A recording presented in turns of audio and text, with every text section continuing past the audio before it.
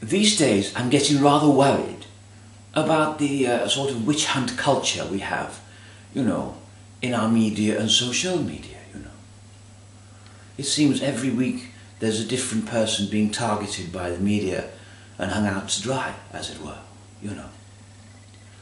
So I've been contemplating these difficult questions.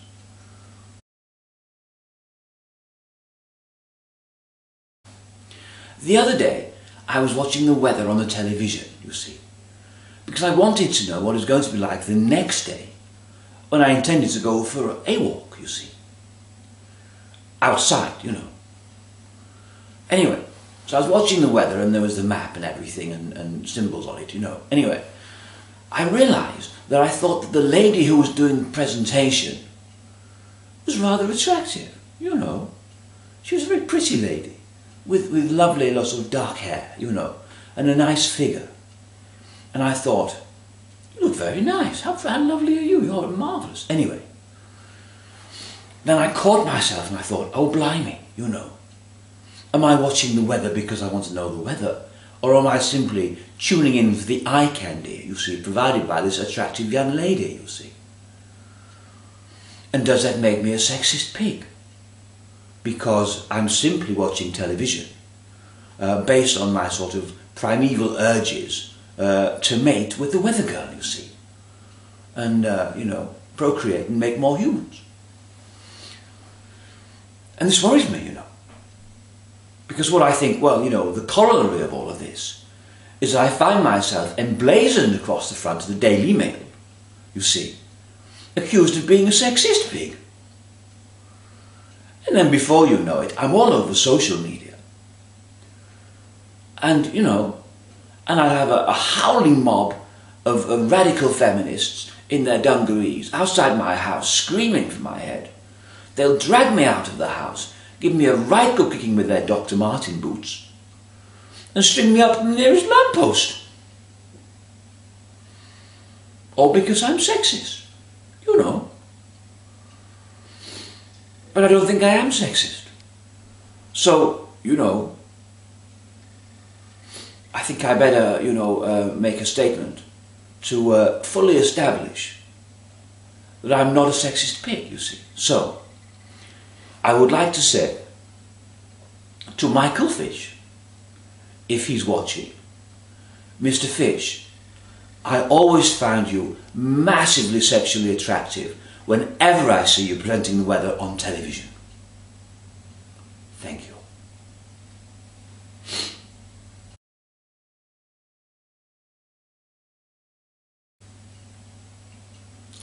The other day I was down the pub with my friends, Nobby Nibbler, not his real name, and my friend Bernard, he's a GP. And we were talking about stuff, you know, and I thought, well, here's a funny one, you see, I thought I'd make them giggle, you see. So I said to them, I said, look, the other day I was out doing my Christmas shopping, you see, with my friend. And he was banging on about how great it was to be out in these sales, you see. And he was saying that Black Friday was marvellous, and how wonderful Black Friday was, and how Black Friday had really turned his life around, and he thought it was the best thing ever. And Nobby Nibbler took the bait and said, well, who was your friend? And I said, Robinson Crusoe. And so Bernard said, oh, that's a bit racist. And I said, well, you see, I don't think it was racist. I think it was race-related. But it wasn't racist. There was nothing pejorative in it, you know. There was no question of, you know, me acting in any way, shape or form based on race. It was just simply a reference, you know. Anyway, they wouldn't let it lie, you see. Oh, you're a racist, you know. I think that's terrible, these racist jokes you keep telling. I said, well, I told one, you know, and it was race-related. Anyway, so I started to worry, you know, because what if it got out on social media that I've been telling racist jokes, you know? And in no time I might find myself emblazoned across the front page of the Daily Express, you know, and lauded as a national hero. And it'd be all over social media. And then members of the EDF would come round for tea and buns and slap me on the back and tell me what a good fellow I was, you know. Closely followed by a mob of right-thinking, liberal-minded Guardian readers.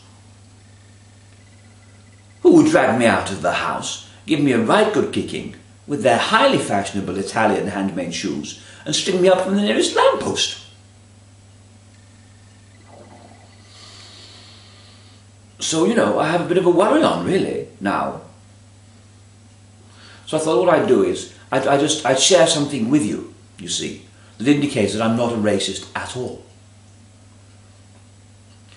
So, anyway, I have a bit of an ambition, you see, this is a bit of a secret, but keep it between me and you. I have a bit of an ambition, you see, to be like the new Martin Scorsese, or Spike Lee, or Kurosawa, you know, one of those people, filmmakers, you see.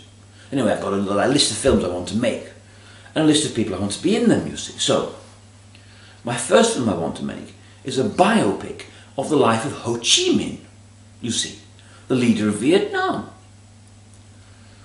And when I make that film, I would like him to be played by Lenny Henry.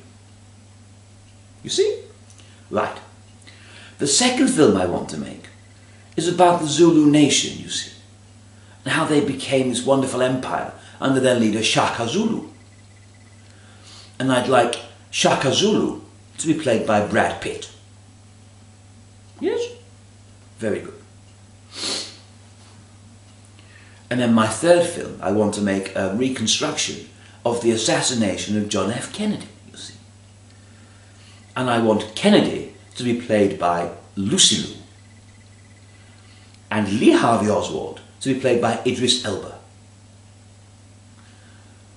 Thus proving beyond any shadow of doubt that I'm not a racist.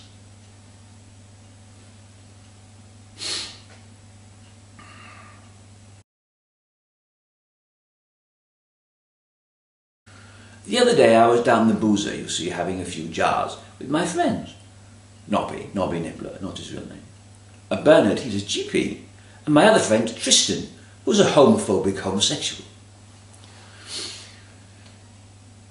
And I was, you know, I came in and I sat down and I said, "Ooh, me coccyx." And Nobby Nibbler was straight in there with inches or centimetres. It took me a while to ponder, you know, what he was getting at. And when I realised, you see, my friend Bernard chimed in with millimetres. I said, "Look here." I said, "I am a mature, you know, responsible parent. I am an upstanding pillar of our community. You know, I am not some juvenile moron who goes around talking about such things, and I will not, I repeat, I will not be dragged in to some puerile conversation about the size of my gentleman's sausage 8 inches. Thank you very much. I was referring, as it happens, to my column and the pain I'm having at the base of it." And then Tristan said, "Ooh, do you think Nelson had a pain at the bottom of his column?" I said, "I don't know." And then Bernard chimed in with, "Do you know what used to sit on top of Nelson's column?" And we all said no. And he said, "Winnie Mandela."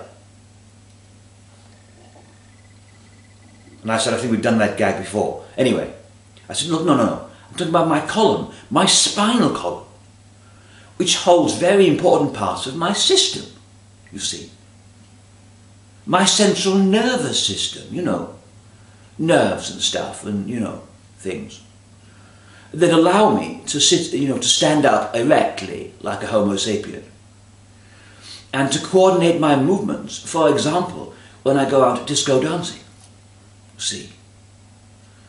And that's what I'm referring to, the pain at the bottom. So Nobby Nibbler said, "Oh, so you've got a pain at the bottom?" I said, "Yes." He said, "You've got a pain at the bottom in your bottom?" And I said, "Well, yes." And he said, "So you have a pain in your bottom?" And I said, "Yes," and gave him one of my long stares.